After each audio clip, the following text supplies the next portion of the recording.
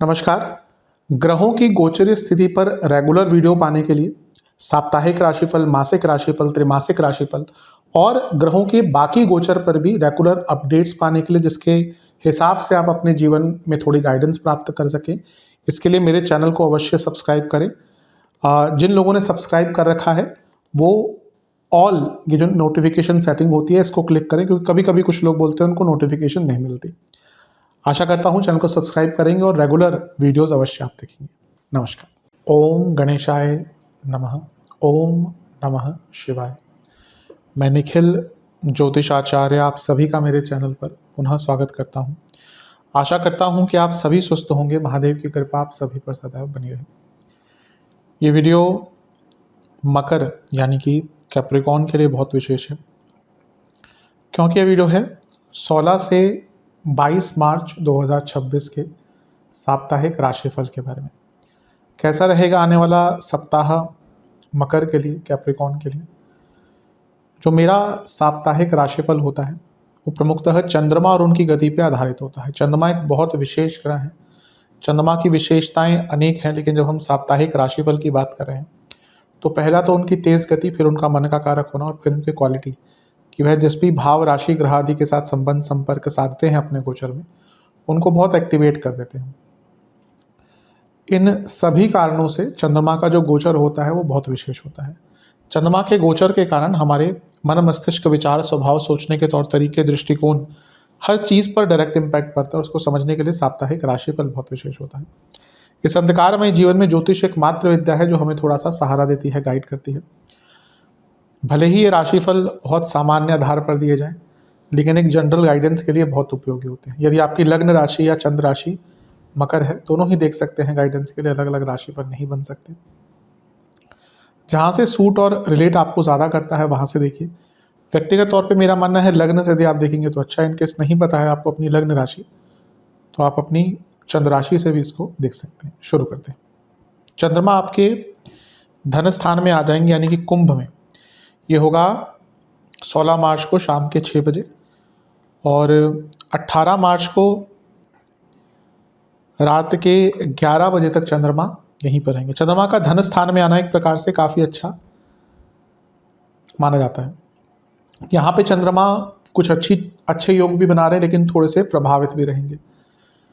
लाभ स्थान के स्वामी मंगल के साथ बैठे हैं चंद्र मंगल योग बनाकर, और चंद्रमा सप्तम के स्वामी है। तो बिजनेस में लाभ, आपके पति या पत्नी को लाभ, और अपने आप में चंद्र मंगल योग धन का कारक होता है और ये धन स्थान में योग बन रहा है।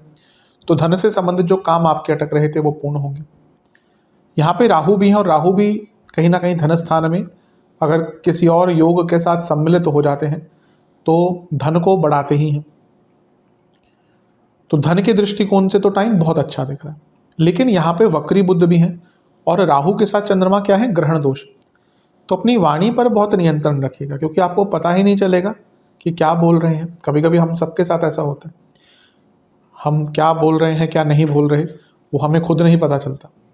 तो यहाँ पे थोड़ा सा अपने माइंड को क्लियर रखिएगा, अपनी वाणी पर नियंत्रण ही रखिएगा तो बहुत अच्छा है। क्योंकि अनियंत्रित वाणी के कारण संबंध भी टूटते हैं, रिश्ते भी टूटते हैं, व्यक्ति को नुकसान भी होता है। किसी फालतू के चक्कर में ना लगे पैसा लगाने के लिए, और किसी की बातों में भी बहुत ना आए। आर्ग्यूमेंट्स अवॉइड करें। कार्य क्षेत्र में भी जितना काम से काम रखेंगे उतना आपके लिए अच्छा रहेगा।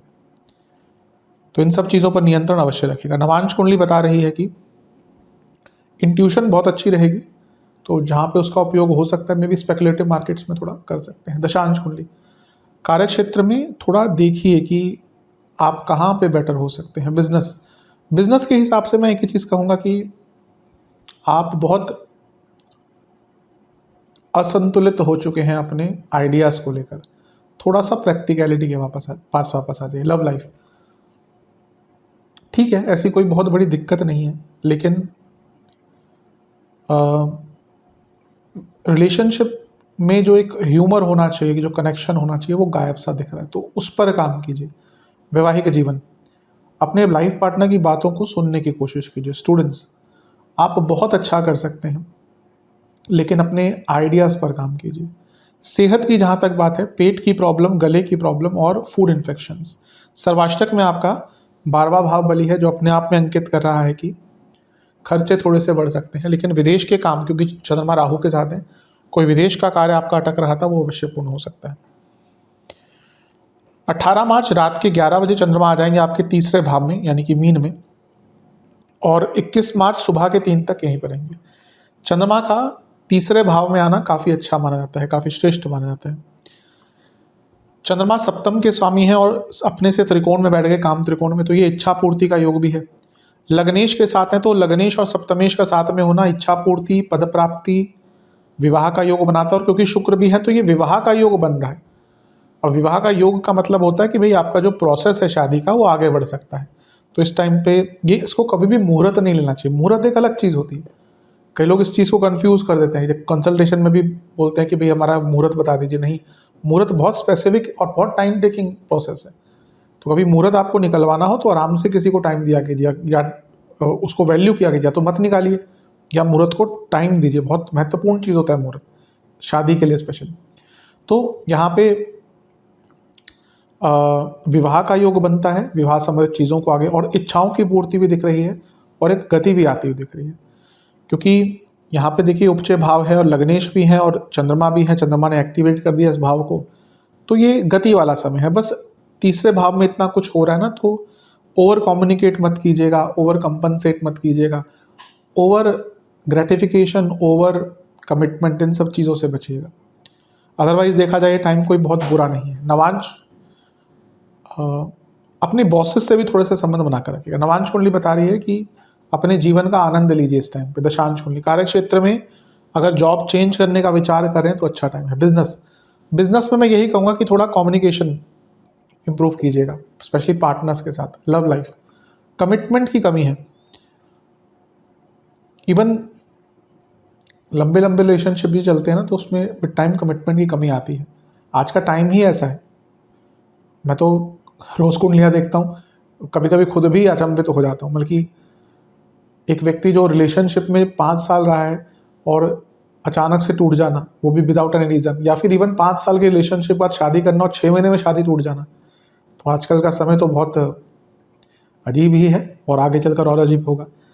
लेकिन आप अपनी तरफ से कमिटमेंट दीजिए, उस पर काम कीजिए। वैवाहिक जीवन थोड़ा डाउन टू अर्थ रहिए। स्टूडेंट्स, मैं यही कहूँगा कि ना आप अपने जीवन में थोड़ी प्रैक्टिकलिटी रही। आप ऐसे प्लान बना रहे हैं, ऐसी चीज़ सोच रहे हैं जो शायद सार्थक नहीं है। सेहत की जहाँ तक बात है, गले के रोग, नसों के रोग और जोड़ों का दर्द, सर्वाष्टक में आपका लग्न बली है, ये अपने आप में अंकित कर रहा है कि ये समय आपका काफ़ी अच्छा है। जो कुछ कार्य अटक रहे थे उसमें थोड़ा सा लाभ मिल सकता है। 21 मार्च सुबह के 3 बजे चंद्रमा आ जाएंगे आपके चौथे भाव में यानी कि मेष में, और सप्ताह के अंत तक यहीं पर रहेंगे। चंद्रमा का चौथे भाव में आना एक प्रकार से काफ़ी अच्छा माना जाता है।